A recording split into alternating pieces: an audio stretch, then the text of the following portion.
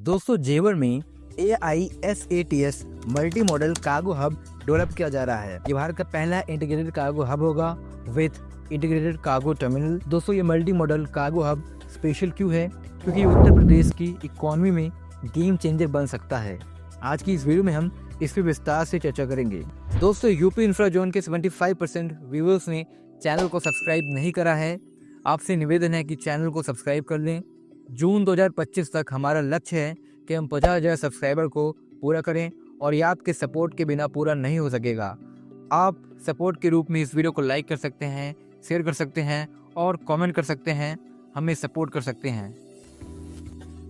2 दिसंबर 2023 तक भारत में 19 international cargo terminal operational है। इसके अलावा 31 domestic cargo terminal facility operational है। इसमें 2 कोरियर टर्मिनल फैसिलिटी हैं। इसके अलावा उत्तर प्रदेश के अंदर आगरा, हिंडन, प्रयागराज ये ऐसे एयरपोर्ट हैं जिनके पास कार्गो हैंडलिंग कैपेसिटी है। कार्गो हैंडलिंग कैपेसिटी का मतलब है कि यहाँ से कार्गो के माध्यम से फ्रेट ट्रांसपोर्टेशन किया जाता है। हालांकि ये कैपेसिटी बहुत कम है। दोस्तों एयर कार्गो के थ्रू एक्सपोर्ट और इम्पोर्ट के प्रोसेस को देखते हैं। इसके तहत सबसे पहले शिपर जो होता है वो अपने प्रोडक्ट को ओरिजिन फ्रेट तक पहुंचाता है। वहां से ये एक्सपोर्ट सेंटर तक जाता है। इसके बाद ये ओरिजिन एयरपोर्ट पे जाता है। उसके बाद डायरेक्ट या वायर, अगर डेस्टिनेशन दूर है या तो वो डायरेक्ट अपने डेस्टिनेशन पे जाता है या फिर वो वायर के थ्रू जाता है अगर डेस्टिनेशन बहुत दूर है। और यहाँ पर जैसे ही वो डेस्टिनेशन पे पहुँचता है उस पर इम्पोर्ट टैक्स लगता है और बाद में जो इसका एक्चुअल डेस्टिनेशन है जहाँ पर इसको पहुँचना है वहाँ पहुँचता है, जिसको कॉन्साइनी कहते हैं। दोस्तों एयर कार्गो ट्रैफिक पूरे वर्ल्ड में बढ़ रहा है। इसका मतलब है कि एयर या हवाई मार्ग के थ्रू गुड्स का ट्रांसपोर्टेशन, इसका एक्सपोर्ट इंपोर्ट इन दोनों में वृद्धि हो रही है। एयर कार्गो फास्टेस्ट मोड माना जाता है। ट्रेडिशनल ट्रांसपोर्टेशन मेथड सी फ्रेट ट्रांसपोर्टेशन, इसमें 2 से 8 हफ्ते लगते हैं। वहीं एयर फ्रेट ट्रांसपोर्टेशन में केवल 1 से 3 दिन लगते हैं। ये सी फ्रेट के कंपैरिजन में ज्यादा सिक्योर होता है क्योंकि सी फ्रेट पे थेफ्ट और डैमेज का रिस्क ज्यादा रहता है।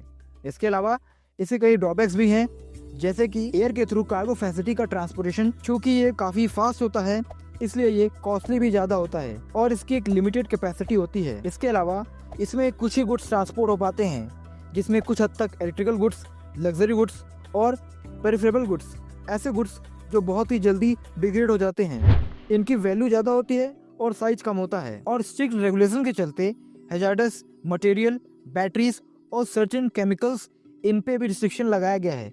वो आप इनके माध्यम से किसी भी देश नहीं भेज सकते क्योंकि वो प्रॉब्लम क्रिएट कर सकते हैं। लेकिन इसका एक और बेनिफिट होता है, ये फास्ट ट्रैकिंग प्रोवाइड करता है और रियल टाइम ट्रैकिंग की फैसिलिटी प्रोवाइड करता है शिपर को, जो कि अब्सेंस होती है सी फ्रेट में। सी कार्गो कंपेयर में ये टाइम, ट्रैकिंग, सेफ्टी इन सब में बेहतर है।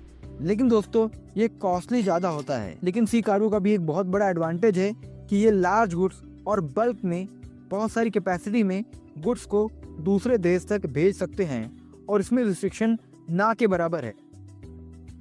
अब हम बात करते हैं जेवर इंटरनेशनल एयरपोर्ट की। तो दोस्तों जेवर के अंदर 10 जनवरी 2023 को नोएडा इंटरनेशनल एयरपोर्ट और एयर इंडिया SATS, जिसको AISATS शॉर्ट में कहा जाता है, इसको multi modal cargo hub develop करने के लिए चूज किया गया था।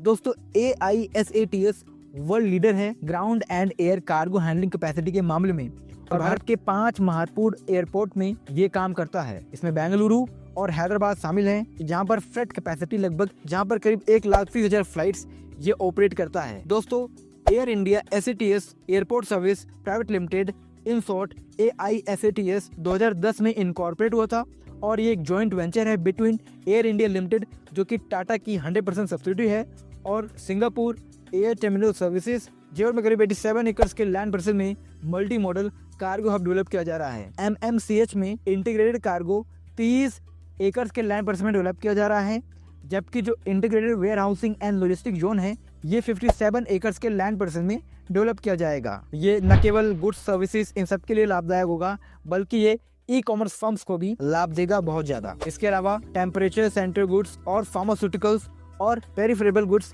इनको भी ये फायदा देगा। Integrated cargo terminal domestic, international and express courier terminal courier services provide करेगा और इसकी एनुअल कैपेसिटी 2,50,000 टन होगी, जिसको 2 मिलियन टन तक बढ़ाया जा सकता है।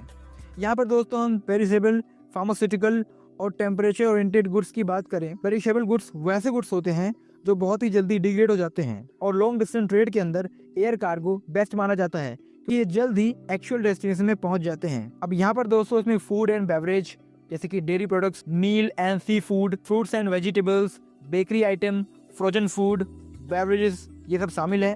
इसके अलावा फार्मास्यूटिकल एंड मेडिकल सप्लाईज जिसमें vaccine, insulin, blood and plasma, organs, medical products, इसके अलावा मेडिसिन ये सब शामिल है।